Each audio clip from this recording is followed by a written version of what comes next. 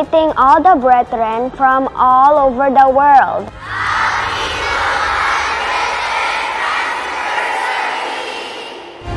Sa amin pong pinakamamahal na tagapamahal ng pangkalahatan, ang kapatid na Eduardo V. Manalo, kami po na mga nakadestino at may tungkulin sa lokal, ay bumabati po sa lahat ng mga kapatid sa Iglesia ni Cristo sa buong mundo ng Happy 110th Anniversary po!